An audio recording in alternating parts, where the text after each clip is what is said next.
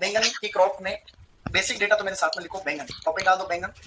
बैंगन का मतलब होता है ब्रिंजल, ऐसे लिखो ब्रिंजल। और इसको वैसे अपन कहते हैं एक प्लांट, हमने पहले पढ़ रखा है बेटा, इसको एक प्लांट कहते रहे। अब मेरे साथ लिखेंगे तुरंत प्रभाव से इसका बॉटनिकल नाम लिखेंगे, बॉटनिकल नेम जो कि होता है सोलेनम, सोलेनम मेलोनजेनम, सोलेनम मेलोनजेनम। दूसरा इसकी फैमिली होती है, यानी कि इसका जो परिवार है वो है सोलेनेसी, सोलेनेसी। इसमें गुणसूत्रों की संख्या बराबर 24। Centre of origin Bharat, Bharat, प्राचीन इंडो भारत, ऐसे करके भारत, बिलपत्र का भारत, आंवला इंडो चाइना, देसी पालक इंडो चाइना, देर इंडो चाइना, ऐसे करके। बस कल पटा आपको बेरी होता भाई, मैंने पहले पढ़ रखा है कि सोलह में स्कूल में बेरी होता है, नंबर लेकर आ जाएंगे। अभी ये थ्योरी वाला नहीं है ना, नहीं तो मैं तुम्हें बता भी देता। अभी तुम लिख के बताओ, चलो कल मैं अभी तुम्हें क्वेश्चन बताऊंगा निबंधात्मक, फिर तुम लिख के बताओ, नहीं तो कोई बात नहीं। अभी मैं बताया मैंने, मैं नहीं भी बताया अभी वाला तो भी वो तो पेपर वही आता भाई। आप में से तो आपके पास नहीं, वो खेला तो ऐसे एक क्वेश्चन दे दिया मैंने ताकि तुम उसको पढ़ के आओ। और अब टॉपिक सीधा डालो सामान्य जानकारी, टॉपिक डालो सामान्य जानकारी यानी जनरल इंफॉर्मेशन, ऐसा लिखो सामान्य जानकारी, सामान्य जानकारी। शाबाश। सामान्य जानकारी में एक बात समझे, सबसे पहला पॉइंट मैं कहूँ लिखो तब लिखना, मैं कह रहा हूँ जिसको ध्यान से सुनो। देखो सबसे पहले आपने बीटी बैंगन का नाम तो सुन रखा है, बीटी बैंगन। बीटी बैंगन का मतलब है ऐसा बैंगन जिसको बायोटेक्नोलॉजी के द्वारा विकसित किया गया, बायोटेक जैव प्रौद्योगिकी के द्वारा। 2009 में इसको मान्यता भी मिली थी भारत में खेती के लिए, 2010 में इसका विरोध होने के कारण वापस बंद कर दिया। तो बीटी बैंगन माइक्रो कंपनी ने बनाया, किसने बनाया? माइक्रो कंपनी द्वारा विकसित। दूसरा इसमें जो जीन डाला वो था क्राई1AC। कौन सा था? क्राई1AC जीन इसके अंदर इंकॉर्पोरेट किया था प्लांट के अंदर। ऐसा ये जीन क्या करता है, इसमें कीट को नहीं लगने देता। उसका नाम है तना और फल छेदक। क्या है? तना व फल छेदक, तना और फल छेदक प्रतिरोधी, प्रतिरोधी, तना और फल छेदक प्रतिरोधी। प्रश्न आता बीटी बैंगन में क्या नहीं लगता है? तो तना बीटी कॉटन के अंदर वो अलग अलग प्रकार के वॉर्म जो कीट होते हैं वो नहीं लगते, जैसे अमेरिकन बॉल वॉर्म है या पिंक बॉल वॉर्म है, स्पॉटेड बॉल वॉर्म है, टोबैको के। इसी तरीके से अब आप एक चीज को समझें, किसी भी प्लांट के अंदर ये जैसे कोई प्लांट है ये प्राकृतिक रूप से कैसा भी हो रहा है, तो हर एक प्लांट में हजारों सालों में थोड़े थोड़े थोड़े थोड़े बदलाव होते हैं। 1000 साल लगते हैं, 5000 10,000 सालों में छोटे मोटे चेंज होते हैं, जीन बदलते हैं अंदर वातावरण के हिसाब से। हम क्या करते हैं इस प्लांट के अंदर अपने हिसाब से, जैसे इसका जो डीएनए होता है, इसकी कोशिका है, कोशिका में केंद्र, केंद्र के अंदर जो आपका क्रोमेटिड्स वगैरह है उसके अंदर डीएनए, ये जैसे डीएनए, ठीक है। अब इस डीएनए के अंदर हम ऐसा कुछ जीन डाल रहे हैं जो अपने काम का है। डीएनए बदलना का मतलब तो इसको आनुवंशिक रूप से बदल रहे हैं, तो जेनेटिक रूप से जो बदलाव हजारों सालों में होते हैं वो आप तुरंत करने की कोशिश कर रहे हो और फिर वापस उसको चेंज करके फिर उसको प्लांट के अंदर डाल रहे हो। इसको कहते हैं जेनेटिक इंजीनियरिंग। क्या कहते हैं? Genetic engineering. तो ऐसे प्लांट को बोलते हैं जेनेटिकली इंजीनियर्ड प्लांट, या ऐसा जीव, इंसान भी हो सकता है। फसलों को या इन जीवों को बोलते हैं जीएमओ। क्या कहते हैं? जेनेटिकली मॉडिफाइड ऑर्गेनिज्म, आनुवंशिक रूप से परिवर्तित जीव। प्लांट जीव के अंदर प्लांट भी हो सकते हैं, बाकी एनिमल भी हो सकते हैं। तो ऐसे बदलाव जो हजारों सालों में आपने तुरंत कर दिए, अब ये प्लांट वापस कैसे प्रभाव दिखाएगा ये किसी को नहीं पता। भाई आपने आनुवंशिक रूप से पौधे के साथ छेड़छाड़ की, आपने प्रकृति के साथ छेड़छाड़, इसके क्या फायदे होंगे क्या नुकसान होंगे ये किसी को नहीं पता। इसलिए ये सब करना अलाउड नहीं। ये सब किसी भी कंपनी में किसी को भी ऐसी खेती करना है, इनको ऐसी फसलों को या ऐसे जीवों के लिए पहले बहुत बड़ी रिसर्च लगती है, फिर अनुमति मिलती है। जैसे बीटी कॉटन को 2002 में अनुमति मिली, बीटी कॉटन को, क्योंकि बीटी कॉटन कोई खाने वाली क्रॉप नहीं इसलिए उसको मिल गई। इसके बाद में तो कई बीटी सरसों है, बीटी भिंडी है, बीटी बैंगन है, बीटी टमाटर, कई सारी चीजें हैं। बीटी तो इसको इसलिए बोलते हैं, जनरली इनको जीएम क्रॉप कहते हैं। क्या कहते हैं? बीटी तो इसलिए क्योंकि हमने जो जीन लिया है वो इस बेसिलस थुरिंजिएंसिस जीवाणु से लिया है, सोइल में पाया जाने वाला बैक्टीरिया होता है, इसका जीन हमने लिया और इस जीन को हमने किसमें डाला? प्लांट। ये जीन क्या करता है? एक प्रोटीन बनाता है। उस प्रोटीन को अगर कोई कीड़ा खाता है, उस कीट में वो जहर, वो जो प्रोटीन होता है वो जहर का काम करता है पेट में जाने के बाद में, तो वो कीट जो है ऐसे फिक्स कीट होते हैं, हाँ वही टारगेट है, वो मरेगा। अब इन सब क्रॉप के लिए अनुमति लेनी पड़ती है, एक कमेटी है जिसको बोलते हैं जेनेटिक इंजीनियरिंग अप्रेजल कमेटी। क्या कहते हैं गाइस? कमेटी का नाम लिख रहा हूं यहाँ पे, जेनेटिक इंजीनियरिंग अप्रेजल कमेटी। समझ रहे हो क्या? Genetic engineering appraisal committee. आनुवंशिक अभियांत्रिकी मूल्यांकन समिति। ये जो कमेटी होती है मंत्रालय के अंडर में काम करती है। मैं आपको बाद में लिखाऊंगा, अंग्रेजी में लिखो, हिंदी में लिखो, लिख लेना। हिंदी में उसको बोलते हैं पर्यावरण वन एवं जलवायु परिवर्तन मंत्रालय। जलवायु परिवर्तन मंत्रालय। अब प्रश्न ये आया हुआ है, इसलिए लिखा रहा हूँ, ऐसे नहीं लिखा रहा हूँ। प्रश्न क्या आया हुआ है कि जो आनुवंशिक रूप से परिवर्तित फसलें होती है, जीव होते हैं, उनको कौन सी कमेटी की अप्रोच दे सकती है? तो ये कमेटी जो है वो किस मंत्रालय के अंडर में काम करती है? पहला ऑप्शन आएगा कृषि एवं किसान कल्याण मंत्रालय। क्या आएगा? जो कि आपको नहीं करना पहले तो। अब एक्चुअली क्या होती है, कितनी रिसर्च क्यों लगती है?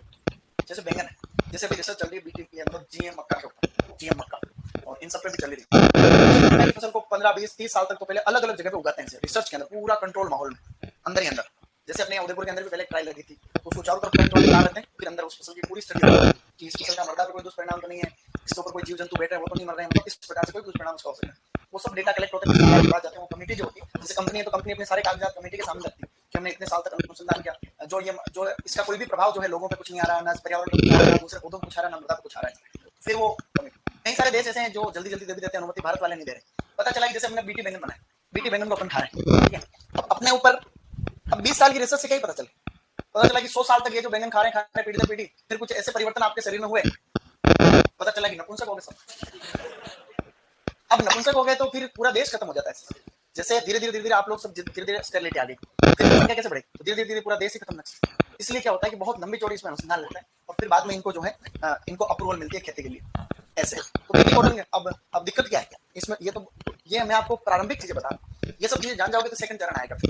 जैसे बीटी सरसों की अभी अनुमति थोड़ी मिली है सरकार से, अब इसमें हुआ क्या, बीटी कॉटन हम लगा रहे हैं साल। ऐसा कहते हैं कि बीटी कॉटन जेनेटिक रूप से उसमें छेड़छाड़ करके उसको आनुवंशिक रूप से बनाया गया है, तो उसमें ये 4 कीड़े नहीं लगते। ठीक है, कौन कौन से नहीं लगते? American bollworm, pink bollworm, spotted bollworm and tobacco caterpillar. लेकिन पिछले 6 साल के महाराष्ट्र के अंदर, कर्नाटक के अंदर ये देखा गया कि बीटी के ऊपर वापस वो कीट लगने लग गया। कौन सा? Pink bollworm. अब इसका उत्तर नहीं है कंपनियों के पास और बायोटेक्नोलॉजी के पास, खुद के पास ये नहीं है कि हम क्या जवाब दें। अगर हमने तो कहा कि ऐसे कीड़े नहीं लगेंगे, अब ये प्रकृति के लिए कितना बड़ा खतरा माना जाएगा, आपने उसके साथ छेड़छाड़ की, फिर भी वो कीट कैसे लग गया उसको, नहीं ऐसा। तो इस तरीके से क्या बहुत इसके दुष्परिणाम हो सकते हैं। तो अब हम आगे बढ़ेंगे, इसमें बहुत सारी बातें और भी अपने को करने के लिए। तो ऐसे जैसे आलू बनाए, आलू में हमने लाइन लिखी नहीं क्योंकि तुम्हारा सिलेबस कैसा नहीं। आलू में एक एमरेंथ करके प्लांट होता है, एमरेंथस। उस एमरेंथस से हमने जीन निकाला था, एक जीन निकाला AMA1, क्या था? तो इस जीन को हमने आलू के अंदर डाला। ये जीन क्या प्रोटीन संश्लेषण करता है, क्या करता है? प्रोटीन संश्लेषण करता है, आलू के अंदर प्रोटीन की मात्रा को बढ़ाता है। तो ये जीन हमने बीटी से नहीं लिया, उसको बीटी नहीं कह रहे हैं अपन, उसको हम सीधा जेनेटिकली मॉडिफाइड पोटैटो कह रहे हैं उसको। जो वैरायटी बनाई थी उसका नाम था न्यू लीफ। क्या है गाइस? न्यू लीफ वैरायटी है। तो ये एक बिंदु तो आपको ये याद रखना है। तो यहाँ पे 2-3 प्रश्न हो गए। ये बीटी का काम भारत में सबसे पहले करने वाली कंपनी कौन सा जीन है जो कि किस कीट से बचाता है, जो कि इसका मुख्य कीट है। अब किस कमेटी की अनुमति लेनी पड़ती है और ये कौन से मंत्रालय के अंडर में? एक तो पॉइंट आपको ये याद रखना है। दूसरा बिंदु इसमें याद रखना है, जो सफेद बैंगन होता है, सफेद बैंगन, वो सफेद बैंगन जो होते हैं ना गाइस, वो डायबिटीज के पेशेंट के लिए अच्छे माने जाते हैं, मधुमेह के रोगियों हेतु उपयुक्त, रोगियों हेतु, शुगर की बीमारी रोगियों हेतु उपयुक्त माने जाते हैं, उनके लिए अच्छे माने जाते हैं। उसके पीछे कारण जो ये सफेद बैंगन होता है, इसमें पूफा एसिड होती है, PUFA, you know PUFA, poly unsaturated fatty acid. क्या होता है guys? Poly unsaturated fatty acid, जो कि मुख्य रूप से होती है लिनोलिक एंड लिनोलेनिक एसिड। कौन सी होती है guys? Linoleic and linolenic acid, linolenic acid, जो कि तुम्हारे कुसुम के अंदर, सूरजमुखी के अंदर, उन तेल के अंदर पाई। ये एसिड ब्लड के अंदर कोलेस्ट्रॉल के लेवल को कंट्रोल रखती है, शुगर के लेवल को कंट्रोल रखती है। ये प्रश्न एक एग्जाम में है जिसका नाम है गार्डन सुप्रीमियम। निम्नलिखित में से कौन सी पूफा एसिड है? लिनोलिक और लिनोलेनिक। एक प्रश्न हो रहा है, सफेद बैंगन कौन से रोगियों के लिए अच्छे हैं? जो डायबिटिक पेशेंट होते हैं उनके लिए सही है। ऐसा आपको थोड़ा बहुत ध्यान रखना, ज्यादा कोई लोड लेने वाली बात नहीं। इसके अलावा एक चीज और याद रखनी है कि जो भूरा हो जाता है, जैसे बैंगन को काटते हैं भूरा भूरा नहीं होता है, उसको कहते हैं एंजाइमेटिक ब्राउनिंग। क्या कहते हैं? Enzymatic browning. एंजाइमेटिक ब्राउनिंग का मतलब ऐसा भूरापन जो कि किसके कारण होता है? जो कि एंजाइम के कारण होता है, जो कि एंजाइम के कारण होता है। इसलिए क्योंकि भूरापन 2 प्रकार का होता है। भूरापन कितने प्रकार का होता है? जो भी खाद्य पदार्थों में भूरापन 2 प्रकार, enzymatic, non enzymatic. Enzymatic enzyme के कारण होता है, नॉन एंजाइमेटिक 2 प्रकार का होता है जिसमें एंजाइम नहीं होता। एक तो उसमें प्रक्रिया आती है कार्मेलाइजेशन, एक होती है मिलार्ड रिएक्शन। क्या होता है? तो कार्मेलाइजेशन का मतलब होता है चीनी, जैसे आप चीनी को गर्म करते हो तो एकदम हाई तापमान में गर्म करते हैं तो वो एकदम बुरी बुरी सी हो जाती है, उसको कार्मेल बनते हैं, तो कार्मेलाइजेशन। और एक होता है मेलाइट रिएक्शन। मेलाइट रिएक्शन में क्या होता है कि किसी खाद्य पदार्थ के अंदर पाए जाने वाले कंपाउंड के बीच में रिएक्शन होती है, जैसे प्रोटीन है फैट के बीच में, ऐसे ऑर्गेनिक एसिड वगैरह होते हैं। तो ऐसे में क्या कि अच्छे रिजल्ट भी आते हैं। जैसे हम बिस्किट बनाते हैं तो बिस्किट ये बेकरी इंडस्ट्री में काम है। कॉफी को अपन रोस्ट करते हैं तो कॉफी में भी वो इसकी वजह से जो बुरा बनाता है वो फायदेमंद रहता है, चॉकलेट वगैरह उसके अंदर ऐसा। तो वो तो नॉन एंजाइमेटिक एंजाइम। तो जैसे आप बैंगन को काटोगे तो हरा वो उसमें बुरा सा हो जाएगा, जैसे ही ऑक्सीजन के संपर्क में आएगा तो वहां जो एंजाइम है उसका नाम है पीपीओ। क्या है गाइस? बोलो पॉलीफिनोल ऑक्सीडेज। पॉलीफिनोल ऑक्सीडेज ये एंजाइम। तो प्रश्न आएगा कि कौन से एंजाइम के कारण जो है बुरापन होता है? तो पॉलीफिनोल ऑक्सीडेज के कारण ये बुरापन है ना, समझिए ब्राउनिंग का मतलब। अब कुछ छोटे छोटे पॉइंट और हैं, जैसे इस बैंगन का बैंगनी रंग किसके कारण होता है? एंथोसाइनिन हमने पढ़ रखा पहले, तो ये लो भैया एंथोसाइनिन, एंथोसाइनिन के कारण। इसी तरीके से इसमें कड़वाहट किसके कारण होती है? कड़वाहट या जिसको बोलते हैं विषैला तत्व। तो विषैला तत्व कौन सा होता है? सोलेसोडीन, जिसको कहते हैं ग्लाइको एल्केलॉइड। सोलेसोडीन, सोलेसोडीन या ग्लाइको एल्केलॉइड। ग्लाइको एल्केलॉइड क्या कोई छोटी बात है क्या? ग्लाइको एल्केलॉइड, ये ग्लाइको एल्केलॉइड जो देरी से तोड़ते हैं उन बैंगन में ज्यादा होता है। एक बार प्रश्न आ रखा है, जैसे कि बैंगन की फसल ले रहा है, ठीक है, बैंगन तोड़ रहे हैं, गांव में कुछ किसान ऐसे होते हैं जो फसल को उखाड़ते हैं, लास्ट तक एक दो बैंगन रहते तब भी तोड़ते रहते हैं, उसको बेचते रहते मार कंजूस होते हैं। तो क्या होता है ऐसा गांव में पाया जाता है। तो ऐसे में क्या फिर लास्ट में जो तोड़ाई होती है उनमें कड़वापन ज्यादा। और एक रेटून क्रॉप लेते हैं। रेटून क्रॉप किसको बोलते हैं तुम जानते हो? जैसे बैंगन है, इस बैंगन की फसल को जैसे आपने क्रॉप ले ली, अब आप उस बैंगन को उखाड़ नहीं रहे हो, यहाँ से काट रहे हो, अगले सीजन में वापस फूटेगा वो, और उससे जो फसल लेते हैं उसको कहते हैं रेटून क्रॉप। क्या कहते हैं? निम्नलिखित में से कौन सी सब्जी की रेटून क्रॉप भी लेते हैं? बैंगन की रेटून क्रॉप लेते हैं। ये भी एक बार क्वेश्चन आ रहा है। फिर आपको एक दो जनरल वाले पॉइंट वही वाले वापस है, जैसे बैंगन में एक बहुधा पर परागण होता है, पता है आपने को? बहुधा पर परागण, बहुधा पर परागण होता है ओबीसी में। किसमें होता है? OBC, brinjal, chilli, lima bean, सही नहीं? ओबीसी, ओकरा, ब्रिंजल, चिली। और एक इसके अंदर जो है डे न्यूट्रल प्लांट, ये भी पता आपने को? डे न्यूट्रल प्लांट, दिवस में प्रभावी पौधा। डे न्यूट्रल प्लांट का मतलब डीएनपी। ये कुछ पॉइंट है, हम इनको लिख लेते हैं फिर आगे बढ़ते हैं। ये पॉइंट आप लोग लिख लो सबसे पहले, फिर हम देखते हैं क्या होता है। मैं तो कार से उतरू भी नहीं अब।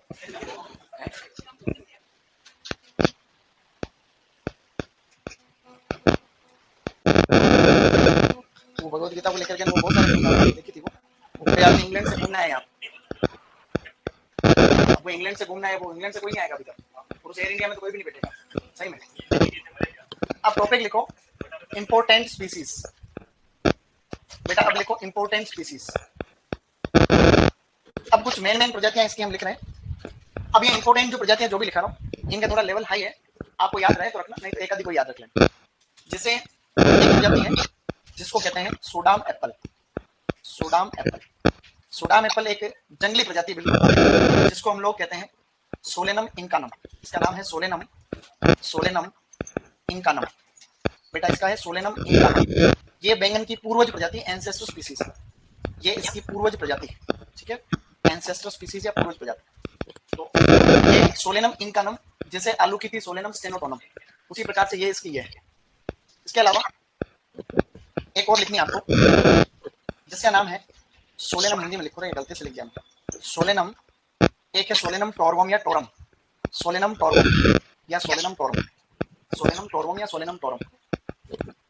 ये एक ऐसी प्रजाति है जो जीवाणु उकटा रोग प्रतिरोधी, जीवाणु उकटा जिसको अपन बोल रहे हैं ना बीडब्ल्यू, बैक्टीरियल विल्ट, वो बीमारी इसमें नहीं लगती है, इसीलिए इसको मूल व्रंत के रूप में काम में लेते हैं। अपने को अगर वेजिटेबल ग्राफ्टिंग करते हैं ग्राफ्टिंग, तो उसमें इसको मूल व्रंत के रूप में काम में लेते हैं, मूल व्रंत के रूप में काम में लेते हैं, इसको के रूप में काम में लेते हैं। टमाटर में भी लेते हैं इसको, बैंगन में भी लेते हैं, टमाटर में व बैंगन।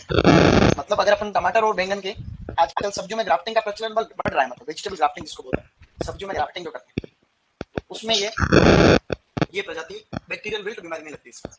ये प्रश्न आया हुआ है इसलिए मैंने इसको बताया, एससीएफ कहते हैं, ठीक है। कौन से प्रजाति जीवाणु प्रतिरोधी है जिसको मूल व्रंत के रूप में भी काम में लेते हैं? सोलेनम टोरम। वो एक आधी और लिख लो भले, बाकी ये तुम्हारे सिलेबस में इतना नहीं आना चाहिए मेरे हिसाब से, फिर भी एक और लिख लेते। जैसे एक और लिखो सोलेनम खासियनम, सोलेनम ऐसे लिखो सोलेनम खासियनम। सोलेनम खासियनम में खास से खाना याद रखना, खाना, जैसे ये कीट खाता है, कीट जो होता है वो बैंगन को खा जाता है, तो तना और फलछेदक प्रतिरोधी, सो इट इज तना व फलछेदक प्रतिरोधी, तना और फलछेदक प्रतिरोधी है, ठीक है। तना और फलछेदक, शूट एंड फ्रूट बोरर, जो कि बैंगन का मेन रोग है, वो इसमें नहीं हो रहा, खांसी में आता है, ऐसे अलग कीट, ठीक है। फिर लिखो आगे, बैंगन का मुख्य रोग है लिटिल लीफ, जो कि माइकोप्लाज्मा से होता है, पढ़ा था हमने पहले। अब लिखो इसके आगे, solanum, solanum, solanum sisymbriifolium, solanum sisymbrii, sisymbriifolium, solanum sisymbriifolium. ये जो सोलेनम सिसिम्ब्री फोलियम है, इसमें लिटिल लीफ नहीं लगता, तो ये little leaf, little leaf, little leaf resistant या लिटिल लीफ प्रतिरोधी, ऐसे करते करते। Solanum sisymbriifolium, solanum sisymbriifolium. चलो आगे, एक और वो तो एक्स्ट्रा है, वो लिखना चाहो तो लिख सकते हो। जैसे ऐसी प्रजाति जो धीरे धीरे उस बीमारी के प्रति उसने अपने अंदर प्रतिरक्षण विकसित कर लिया, उसमें कम लगती है वो बीमारी, उसको बोलते हैं अपन सोलेनम, सोलेनम ओरिकुलेटम, सोलेनम ओरिकुलेटम। इनको देख करके डर किस किस को लग रहा है? इनके नाम देख कर क्यों नहीं लग रहा? डरना नहीं, इनको छोड़ देना है। क्या करना है? अगर तुम्हें डर लगे तो जब हम लिखते हैं तब जोर आता है, 3 बार पढ़ने के बाद में अपने को धीरे धीरे याद होने लगती है चीजें, ये ध्यान रखना।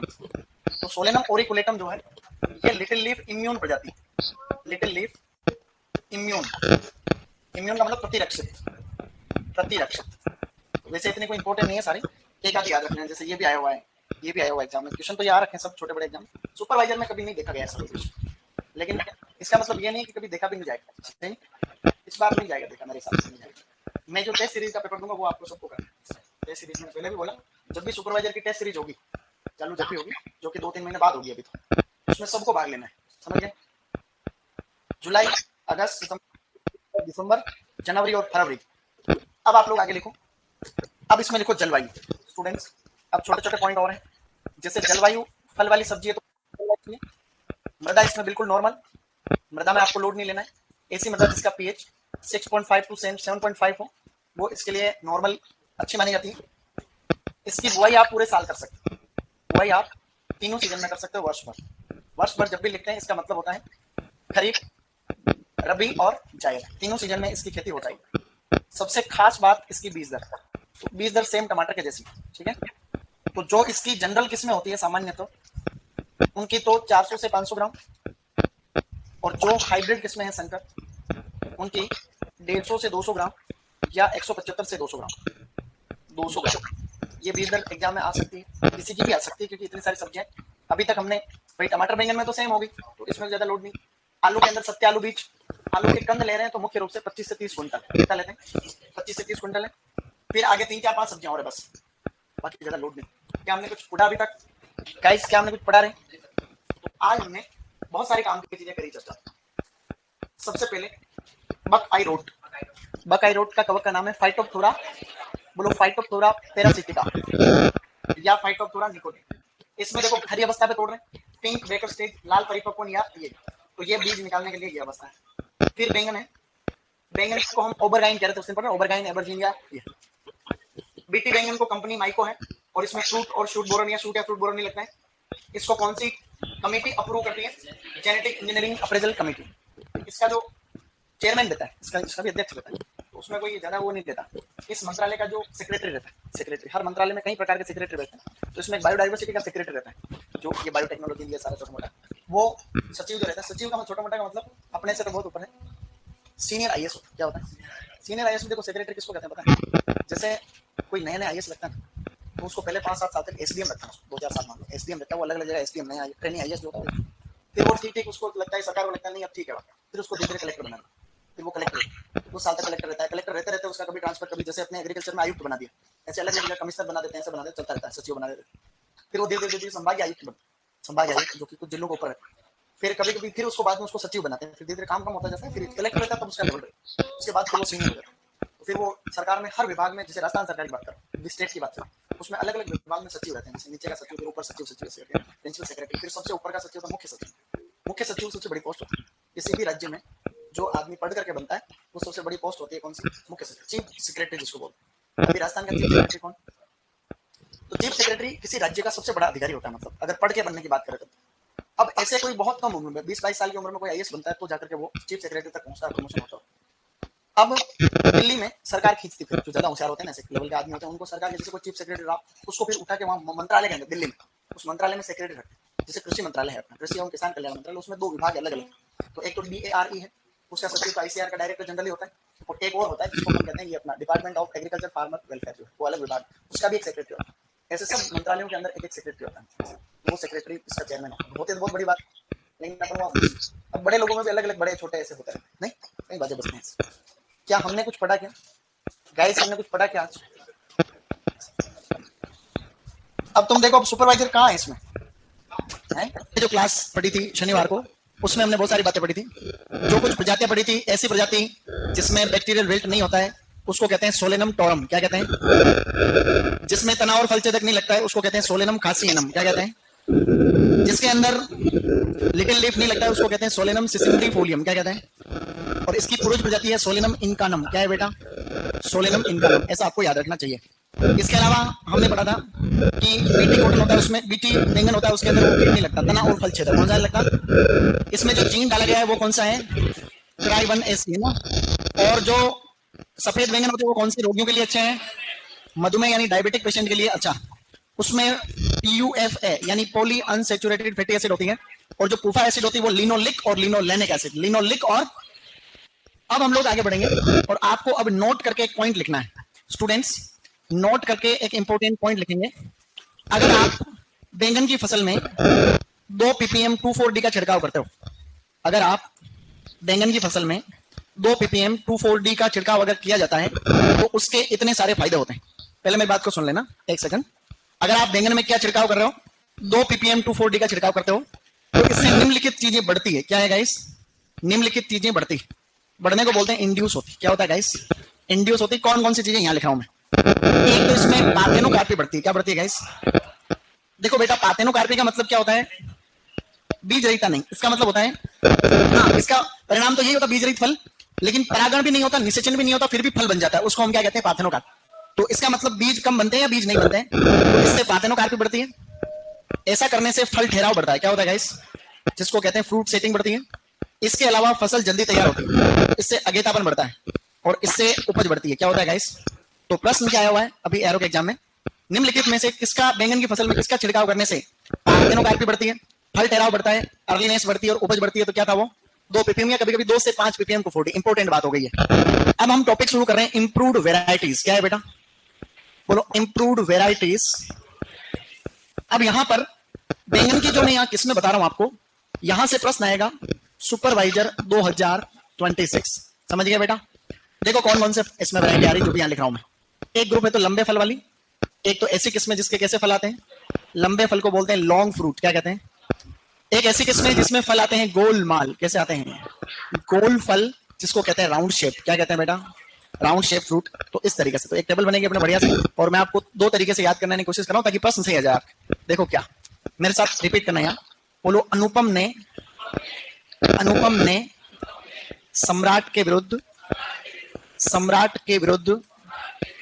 क्रांति की, तब आजादी मिली। क्या तुम समझे? वापस देखो इसको।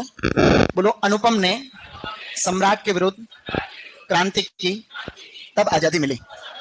अब बात ऐसी है कि यहां पर मैं लिख रहा हूं, बोलो पूसा अनुपम पंत सम्राट, पूसा क्रांति, आजाद क्रांति। इन चारों किस्मों के कैसे फल आते हैं? हाँ, बोलो अनुपम ने सम्राट के विरुद्ध क्रांति की, तब आजादी मिली।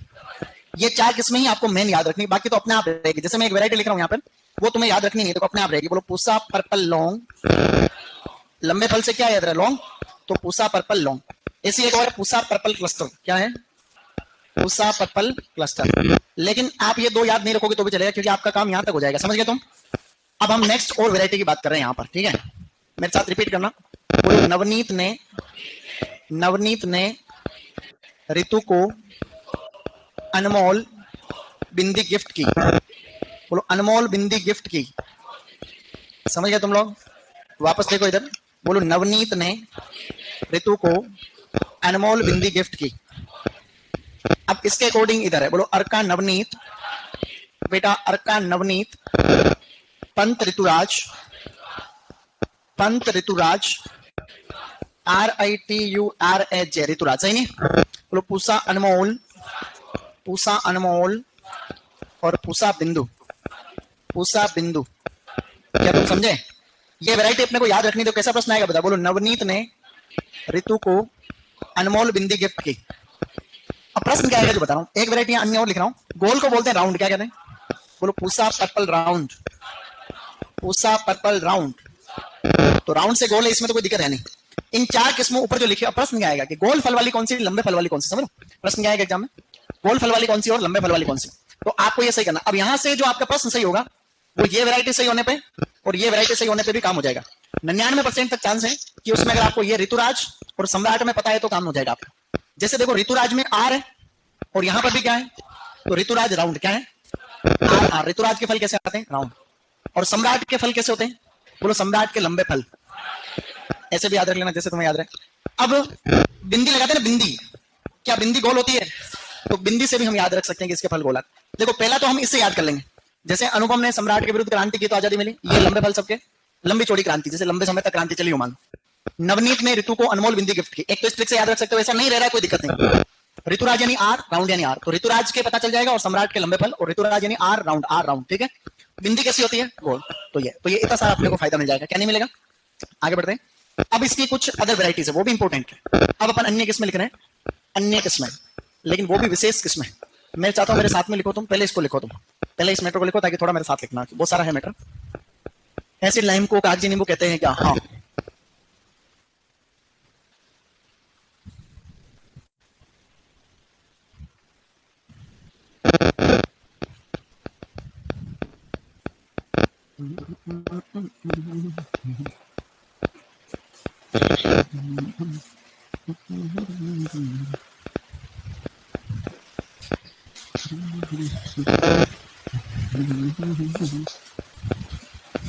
गर्मी बहुत हो रही है अभी धीरे धीरे, फिर भी माहौल ठंडा हो गया। अब तो दुनिया में माहौल बहुत गर्म हो रखा है, अभी लड़ाई झगड़े चल रहे हैं, सही नहीं? किसी के छूट रहा है क्या गाइस? शाबाश। अब आप लोग अन्य किस्में टॉपिक डालो, और अब मैं बता रहा हूं वैसे वैसे वैरायटी लिखनी, ठीक है। एक वैरायटी लिखो जिसका नाम है पूसा उपकार। एक वैरायटी लिखो पूसा उपकार, पहले बताया था उस दिन। जैसे पूसा उपहार तो टमाटर की है, फिर लिखो पूसा उत्तम, पूसा उत्तम, और एक लिखो फिर पूसा भैरव, पूसा भैरव, ऐसे करके। तो पूसा उपकार, पूसा उत्तम और पूसा भैरव लिखते जाओ। फिर लिखो अर्काशील, अर्काशील, अर्का शिरीष, अर्का शील, अर्का शिरीष और अर्का कुसुमकार, अर्का कुसुमकार। इन तीनों किस्मों के रंग जो हैं, मतलब इनका फलों का रंग हरा रहता है। हरे फल आते हैं ना, ग्रीन कलर के फ्रूट, हरे रंग के फल आते हैं। अर्काशील, शिरीष एंड कुसुम। अर्काशील, अर्का शिरीष एंड अर्का कुसुम। फिर लिखो आगे, अच्छा लिख रहे हो तुम, शाबाश, गुड। अब एक वैरायटी लिखो, उसका नाम है अन्ना मलाई। ऐसे अन्ना मलाई और ऐसे एफिड प्रतिरोधी, अन्ना मलाई एफिड प्रतिरोधी, ठीक है। ऐसे अन्ना मलाई और ऐसे एफिड प्रतिरोधी, एफिड प्रतिरोधी, अन्ना मलाई एफिड प्रतिरोधी, ऐसे अन्ना मलाई ऐसे एफिड प्रतिरोधी। फिर अगली वैरायटी लिखे मंजरी गोटा, मंजरी गोटा, ठीक है। ऐसे लिखो मंजरी गोटा, और एक लिखो अर्काशील, मंजरी गोटा एंड अर्काशील। ये दोनों लिटिल लीफ रेजिस्टेंट, जो कि इसका मुख्य रोग है, लिटिल लीफ प्रतिरोधी, लिटिल लीफ रेजिस्टेंट या लिटिल लीफ प्रतिरोधी, लिटिल लीफ प्रतिरोधी, ठीक है। एक तो अन्ना मलाई याद रखना, और एक मंजरी गोटा लिटिल लीफ रेजिस्टेंट, ऐसे लिखो। फिर लिखो आगे,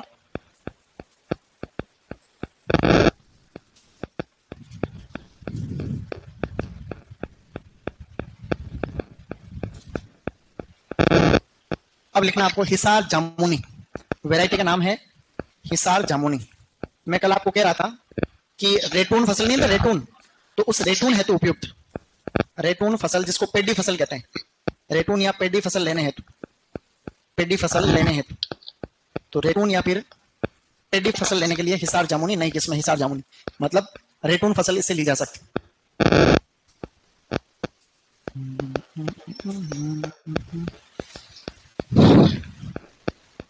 चले आगे।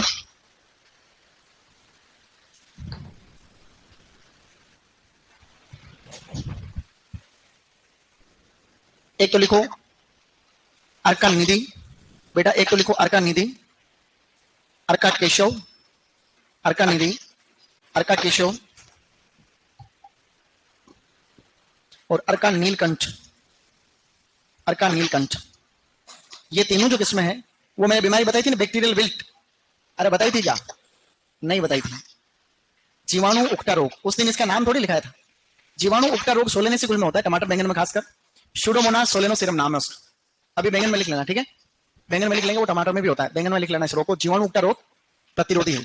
जीवाणु उकटा रोग प्रतिरोधी, ठीक है बेटा, शाबाश। जीवाणु उकटा रोग प्रतिरोधी। बस अब एक दो किस्में बची लास्ट, वो भी अन्य में लिखना, अदर।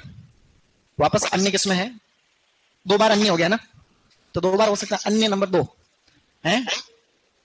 एक तो इसमें लिखो ब्लैक ब्यूटी, ऐसे लिखो ब्लैक ब्यूटी गाइस। एक इसमें लिखो ब्लैक ब्यूटी,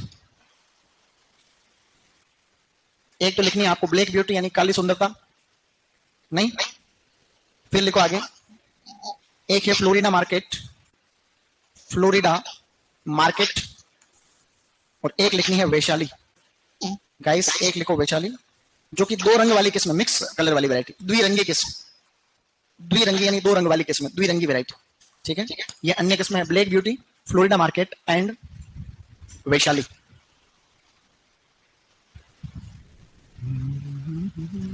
ओके एवरीवन, अभी तुम एक बार सुपरवाइजर तैयार कर लो, फिर किसी यूनिवर्सिटी का सुपरवाइजर का पेपर आए तो भी दे सकते हो तुम लोग। यूनिवर्सिटी के आते नहीं आते अलग अलग, कोई एमपीयूटी का आता है, कोई किसका, तो उसको भी देना तुम लोग। प्लांट प्रोटेक्शन या पौध संरक्षण। अब अपन थोड़ी ज्यादा इंपॉर्टेंट चीजों की बात कर रहे हैं, पौध संरक्षण। बच्चे लोग, पौध संरक्षण में सबसे पहले हम लोग लिखने वाले यहां पर कीट। सबसे पहले आप लोग लिखो रोग, लिखो सॉरी, कीट लिख लिया क्या तुमने? तो उसको रोग कर दो, रोग। सबसे पहले रोग लिख रहे हैं। इसका सबसे प्रसिद्ध जो सबसे नुकसानदायक जो रोग है उसको कहते हैं अपन लघु पर्ण रोग या छोटी पत्ती रोग, यानी कि लिटिल लीफ।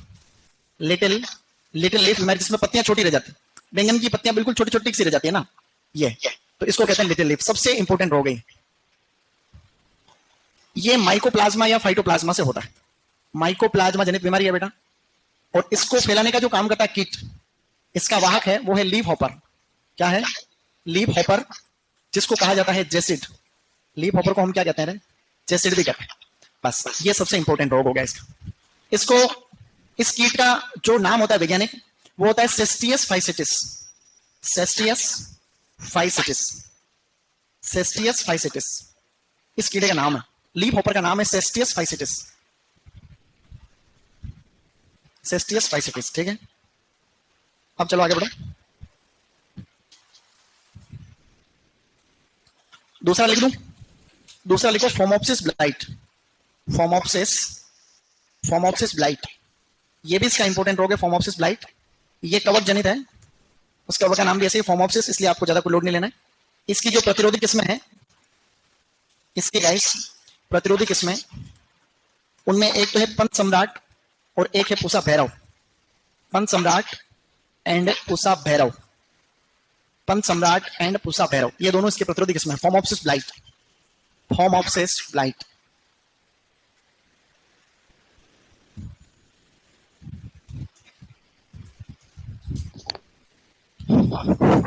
ओके, वाओ, पीछे कितना ठंडा ठंडा, कूल कूल, नहीं लिख लिया। एग्जाम में क्या आ सकता है पता? ये भी आ सकता है फोमोप्सिस ब्लाइट नामक रोग किसमें होता है, तो बैंगन में होता है। ये भी तुम्हें याद रहे तो बात बने, सही नहीं?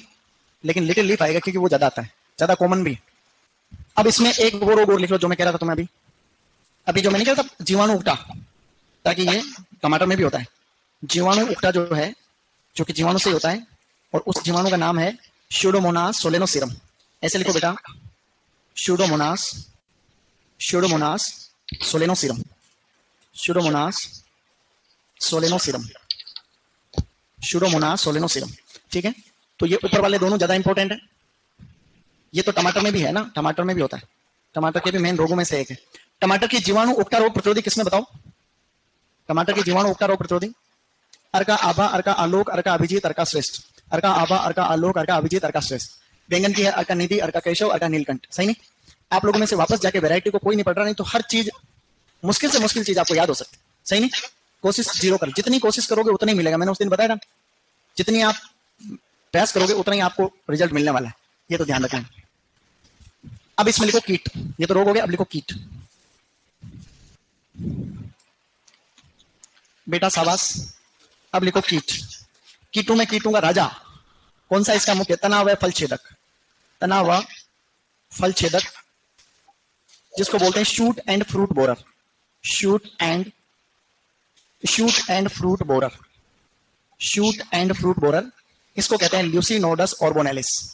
ऐसे लिखो, ल्यूसिनोडस ऑर्बोनेलिस, ल्यूसिनोडस ऑर्बोनेलिस। बैंगन में सबसे ज्यादा नुकसान पहुंचाने वाला अगर कोई कीट है तो इस कीड़े का है लेवल। ये पौधे के अंदर डेड हर्ट की स्थिति पैदा करता है। किसकी करता है? मैंने तुम्हें पहले ही बताया था, डेड हर्ट।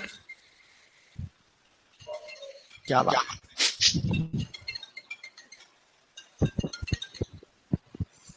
अब डेड हर्ट किसको कहते हैं? यहां देखो, डेड हर्ट का मतलब होता है कि इस कीड़े की होती है लट। क्या होती है गाइस? ये है लट, और ये इस पौधे के ऊपर, ये जैसे ऊपर से धीरे धीरे इसकी फुटान चल रही है, और ये इसमें लग रहा है बैंगन। क्या लग रहा है गाइस? बैंगन। अब ये लट क्या करती है? बैंगन को भी खा जाती है। बैंगन के अंदर एंट्री करके बैंगन को कर देती है काना। क्या कर देती है? और ये लट यहां प्रवेश करती है, और जहां जहां पर ये जो सॉफ्ट नहीं, ऊपर जहां से नया नया फूटा है उसको खत्म कर देती है। अब वहां अंदर खा जाने से पौधा बड़ा ही नहीं होता, तो पौधा यहीं ऊपर। तो बैंगन में इस कीट की क्या पहचान है? बैंगन के खेत में जाओगे तो पौधे का शीर्ष भाग नहीं होता, वो मुरझाता, वो दिखेगा।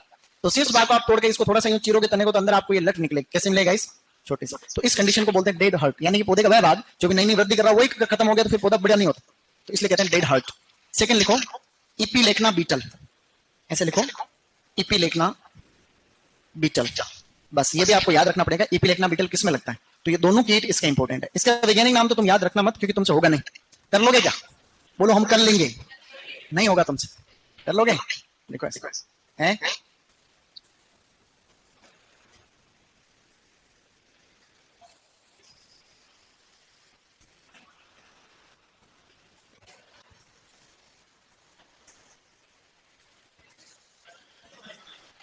ये इसलिए गलत है। ये यहाँ पर वैसे तो इपीलेक्ना, ये देखो, ये इपीलेक्ना, इपीलेक्ना विजिंटी ऑक्टोपुंक्टाटा। बोलो हेलिस इपीलेक्ना विजिंटी ऑक्टोपुंक्टाटा। बोलो विजिंटी ऑक्टोपुंक्टाटा। लिख लो इसको, लिखो तो लिख लो, हिंदी में लिख लो ना। अब मैं इसको हिंदी में लिखो, तुम इसको ऐसे लिख लो, याद नहीं रहेगा तो भी चलेगा, ऐसे नहीं आएगा, आएगा तो भी इपीलेक्ना से पता चल रहा है। देखो इपीलेक्ना,